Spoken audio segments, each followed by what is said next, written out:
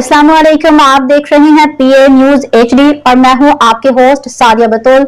शामिल करते हैं आज की अहम खबरें। रिपोर्ट पेश करते हैं सदर मंशूर कमेटी ब्यूरो चीफ जिला। दहशतगर्दी वाक़यात में अफगान बाशिंदे शामिल, मुल्क से जल्द इनखला नागुज़ीर। वज़ीर आज़म बनो। वज़ीर आज़म शहबाज शरीफ ने कहा है कि दहशतगर्दी के वाक़यात में अफगान बाशिंदे शामिल हैं, मुल्क से जल्द इनखला नागुज़ीर है। सिक्योरिटी ज़राए के मुताबिक वज़ीर आज़म शहबाज शरीफ और फील्ड मार्शल सैयद आसिम मुनीर ने बनो का दौरा किया और दहशतगर्दी से मुतालिक अहम और आला सतह के इजलास में शिरकत की।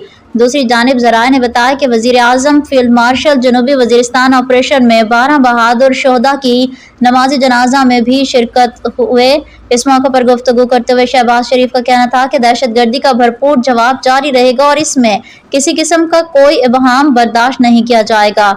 मुल्क में दहशतगर्दी करने वाले दहशतगर्दों के सरगना सहूलतकार अफगानिस्तान में हैं, उनकी पुष्टपनाही हिंदुस्तान कर रहा है। उन्होंने कहा कि अफगानिस्तान को वाज़िया कर दिया गया है कि खारजियों और पाकिस्तान में से एक का इंतखाब कर लें। दहशतगर्दी के वाक़यात में अफगान बाशिंदे शामिल हैं जो अफगानिस्तान से पार आकर पाकिस्तान में दहशतगर्दी कर रहे हैं। गैर कानूनी तौर पर पाकिस्तान में मुकीन अफगान बाशिंदों का जल्द इनखला इंतहाई अहम है।